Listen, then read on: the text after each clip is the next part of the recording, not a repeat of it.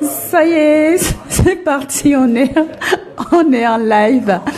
En fait, pour tout vous dire, ça a été super rock'n'roll, quoi. Mais je m'en fous, vous savez pourquoi? Parce que je suis en compagnie de Tina Normand. Bonsoir. Attends, même pas. En Europe, il est, ça va être ceux qui restent, qui ne dorment pas, qui font la fièvre du samedi soir. Salut, dites-nous si vous nous entendez. En vrai, on vient, Tina et moi, on a fait un mastermind ensemble et on vient de finir et je me suis dit, je peux pas ne pas faire ce live. Je rappelle que ce live, je le fais dans le défi de 30 jours, donc un live par jour pendant 30 jours. Donc, la force de l'engagement fait que j'ai promis de faire un live et même si c'est un peu tard parce qu'on a dû ajuster avec notre journée, l'idée c'est quand même c'est vraiment de délivrer le live et même si, comme je dis, c'était un peu rock'n'roll pour nous. Moi je suis là avec Tina, on est là avec le cœur et on est avec vous. Hein, Tina? Oui. Avec le cœur, c'est ce qui compte, c'est la chose la plus importante dans la vie. Absolument. Donc, ce qui va sortir, c'est vrai, c'est pur, c'est spontané. Donc, voilà. Et on a, durant notre mastermind, on est arrivé vraiment à parler de la communication. On s'est rendu compte à quel point c'est important la façon dont on communique, les mots qu'on utilise. Et Tina et moi, on s'est dit, on s'en est inspiré, on s'est dit qu'on va parler de la communication et sur la communication en général, mais comme on est là avec sur la page des cellules conscients, la communication dans la relation amoureuse pour le coup. D'abord, ce que j'ai envie de dire, c'est que la communication, en premier, elle commence avec soi-même. Alors, de prendre une pause et d'analyser comment je me parle. Donc, ça, c'est une chose qui est très, très, très importante. Donc, comment je me parle?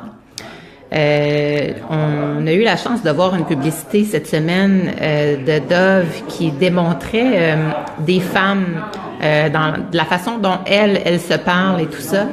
Et je vous dirais que quand nous, qui est pas la personne qui écoute la façon dont elle se parle, eh bien, en tout temps, jamais on n'oserait parler comme ça à quelqu'un. Donc ça, c'est très, très, très important. D'abord, d'analyser et d'entendre quel est mon discours envers moi-même. À partir de là, eh bien, c'est de dire, comment moi, je communique mon discours avec les autres. Et ça, c'est super important. Et d'avoir, en fait, de l'amour pour soi-même, d'être en mesure de se parler comme on est en mesure de parler avec les autres. Donc, ça, c'est la clé numéro 1, de faire cette analyse-là. Quel est mon discours envers moi-même? Ensuite, comment je passe mon message? C'est quoi ma façon de communiquer? Comment je m'y prends? Est-ce que tu as quelque chose à ajouter à ce niveau-là? Écoute, moi, en parlant de communication, je me suis rendu compte qu'en fait, j'ai envie de communiquer aux gens qui tu es. Parce que j'ai dit Tina Normand. D'accord, c'est une personne extraordinaire, ça se voit, ok. Mais encore, est-ce que tu veux juste nous présenter rapidement aux personnes qui nous écoutent? Il y a certainement des gens qui te connaissent, mais il y a des gens qui ne te connaissent pas, donc qui tu es, qu'est-ce que tu fais dans la vie. Et ça aussi, c'est la communication, en fait. Hein. Et on revient, on va choper la deuxième clé sur ce que tu as annoncé tantôt, le rappeler rapidement. C'est OK pour toi? Oui, tout à fait. Alors, bien, qui je suis? Je suis Tina Normand, une humaine, un être humain à la base, c'est ce que je suis. Ce que je fais, eh bien, d'abord et avant tout, je suis une maman. Donc, je suis dans un rôle de parent, un rôle que j'adore, un rôle qui pour moi est très, très important. Je suis hygiéniste dentaire de profession. Mais aujourd'hui, je me nomme hygiéniste en mieux-être. Pourquoi? Parce que je suis auteure, conférencière, animatrice et coach PNL et on étudie la neuroscience. Donc, faire, dans le fond, un abrégé de tout ça, ben c'est hygiéniste en mieux-être. Alors, voilà ce que je fais. Et ce qui me passionne vraiment, c'est d'éveiller le bonheur chez les gens de par leur potentiel et voilà. Mais merci pour ta présentation. J'en profite pour saluer Stéphane qui est venu faire un petit coucou, qui me dit que la vidéo apparemment ça a du mal à passer. Salut Stéphane, toujours au poste. Écoute, tu pourras regarder. Si ça passe pas, ce qui est bien, c'est que vous pourriez regarder en replay. En tout cas, merci d'avoir été là et merci à Tina. Ben voilà, maintenant on sait avec qui on est en train de communiquer. Donc tu parlais tout à l'heure, tu as évoqué le fait que le discours intérieur, en fait, comment on communique avec nous-mêmes, c'est super important et que on doit faire une pause et prendre conscience de ce qu'on se dit, en fait. Comment on communique avec soi, c'est bien, c'était bien ça? Ouais. OK. En fait, c'est que le discours commence avec soi-même. Donc, de porter une analyse de comment moi je communique avec moi-même. C'est quoi les choses que je me dis? Parce que dans la vie, on ne peut pas donner ce qu'on n'a pas. Ouais. Et on peut pas offrir une bonne communication si, à la base, nous, la façon dont on se communique, c'est malsain, c'est pas bienveillant à notre égard. Et l'endroit où j'ai envie d'aller, en fait, pour la deuxième clé, c'est est-ce que dans votre communication avec l'autre, que ce soit, ici, on parle célibataire conscient, tout ça, donc, en commençant, mettons, par votre amoureux, mais ça s'applique à n'importe qui dans votre vie, que ce soit votre enfant, vos parents, vos amis, vos collègues, vos employeurs, employés, peu importe. Est-ce que vous êtes clair dans votre communication? Est-ce que vous communiquez avec des mots? Est-ce que vous pensez les demandes que vous avez? Est-ce que vous êtes clair et concis dans votre façon de communiquer ou vous êtes plutôt dans l'attente, dans l'espoir que la personne devine à votre place? Moi, j'aimerais que mon conjoint, ce soir, se colle. Il devrait comprendre que j'ai envie de me coller. Mais est-ce que vous prenez soin de vraiment le communiquer? Parce que, vous savez, dans la vie, là, on ne peut pas prétendre que l'autre personne est en mesure de comprendre nos besoins, ce qui est important au moment même. Et c'est pas tout le monde qui est en mesure aussi de lire le non-verbal. Et si la personne vit, elle aussi, des choses, un tourbillon, elle a des besoins, elle va être encore moins à l'écoute de votre non-verbal. Donc, c'est important d'être clair, d'être concis, de mettre des mots dans ce que vous avez envie de communiquer, en fait. Donc, est-ce que vous êtes clair dans votre communication avec l'autre? Parce qu'on peut pas deviner ce qui habite votre tête. Ça, c'est super important parce que on est déçu ou le message passe d'une façon différente. Donc, voilà. Avant même de continuer sur ce que tu es en train de dire, je vous invite, si vous qui nous regardez, à partager, parce que ce que vient de dire Tina, le sujet qu'on aborde là, la communication, c'est vraiment la base, elle est au cœur de tout. Donc, partagez cette vidéo. Je crois que quelque part, vous avez le bouton partager, vous cliquez dessus. Et vous nous dites ce que vient de dire Tina, la communication qu'on a avec nous-mêmes, le fait de pouvoir communiquer aux autres nos besoins, par exemple. Et tu sais à quoi ça me fait penser, Tina? C'est justement, je crois que c'est en tant qu'adulte, c'est notre job à nous de faire des demandes claires, parce que ça va, moi ça me fait penser aux demandes claires. On a plein d'attentes et comme tu disais, on se dit, alors combien de fois on n'a pas dit s'il m'aimait vraiment, ça c'est beaucoup de femmes disent ça. S'il m'aimait vraiment, il devrait comprendre, il devrait le faire. et que non. Ça, c'est quand on était enfant, on pleurait et puis on accourait et du coup, non. Aujourd'hui, on a des demandes, on a des besoins. C'est notre job à nous, déjà de clarifier les choses pour moi et pour soi et de dire clairement à l'autre, voilà ma demande, voilà ce que j'attends de toi, voilà ce que je ressens et ainsi de suite. Et sois clair parce qu'on croit, c'est vrai, on croit que l'autre va deviner. Combien de fois j'ai été en conflit avec ma fille parce que pour moi, c'était une évidence qu'elle fasse la vaisselle. Elle m'a dit, mais maman, pourquoi tu me le demandes pas? Dis-moi clairement, écoute, fais la vaisselle. Je lui dis, non, mais c'est pas clair pour toi qu'on est deux? Ben, non. Et on part sur des, tu sais, moi, je fais le truc avec ma fille parce que c'est le truc typique. Et dans le couple, combien de fois on a vu des choses comme ça. Donc, clarifiez pour vous. Et si l'autre ne répond pas, dites-lui clairement ce que vous voulez. Oui, parce que la personne, elle a peut-être une bonne raison dans sa carte du monde à elle de ne pas avoir fait la vaisselle, par exemple. Parce que peut-être que pour elle, elle dit, bon, mais là, je veux pas être sur le territoire de ma mère, tout dépendamment de comment elle voit ça, ou j'ose pas le faire tout croche, je veux pas la décevoir. Donc, il faut pas prendre pour acquis, bon, que elle doit penser comme ça, puis c'est une évidence, parce que, mon Dieu, quand on est dans ce rôle-là, on passe à côté de la traque. Puis la chose la plus difficile pour l'être humain dans la communication, je dirais, c'est l'écoute. L'être humain, naturellement, va pas s'asseoir pour écouter l'autre. Et ça, c'est la clé numéro 1 d'un bon coach, c'est l'écoute. Parce que un bon coach, il va pas aller interpréter ce que son client va dire ou aller habiller le silence par des mots, par ce que lui, il perçoit de la vie selon sa carte du monde. Non, c'est vraiment le silence parce que la personne, elle a les réponses en elle. Donc, dans votre vie, c'est la même chose. Alors, de prendre le temps d'être à l'écoute pour ensuite être en mesure de bien communiquer. Mais l'écoute, c'est quelque chose qui est super important là, parce que souvent, on interprète selon notre carte du monde, selon notre perception, puis on est vraiment dans le champ. Donc, dans la communication, en fait, je dirais que c'est la 3e clé.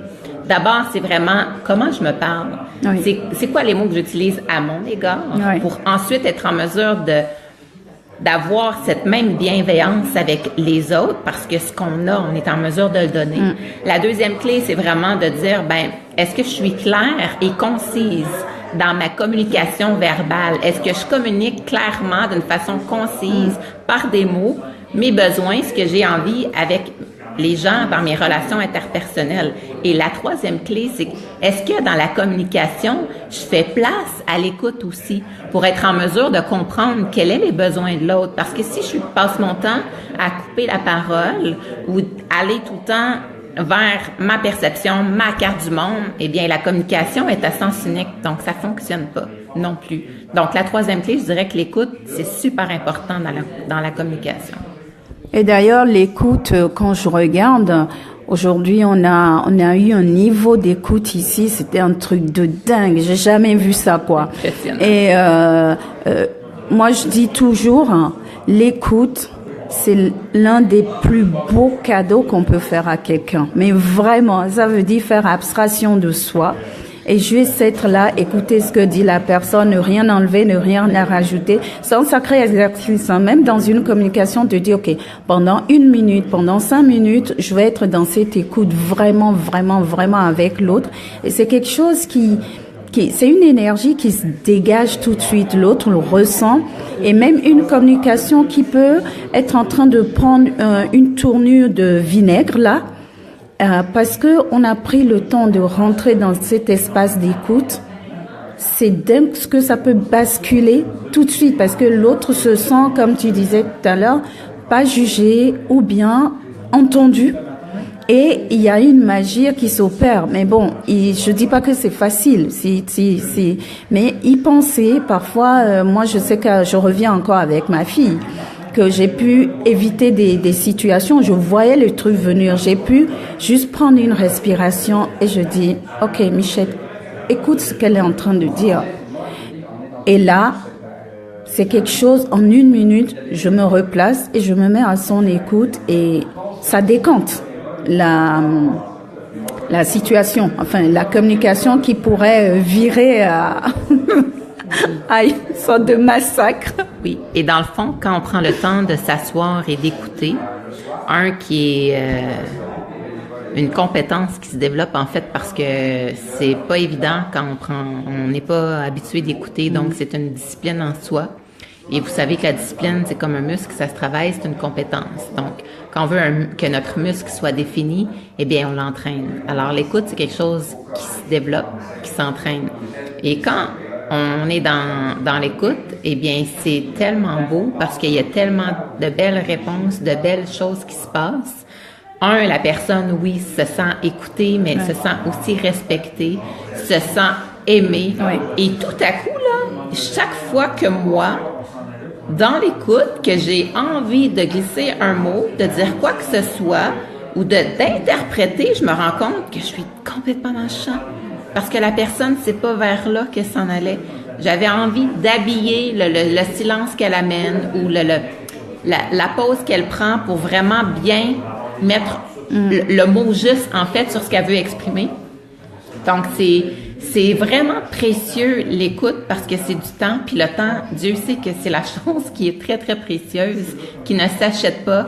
Donc, c'est une belle preuve d'amour à travers la communication, l'écoute. Puis, comme je dis, c'est la troisième clé qui est super essentielle, en fait, parce que sans écoute, il n'y a pas de communication.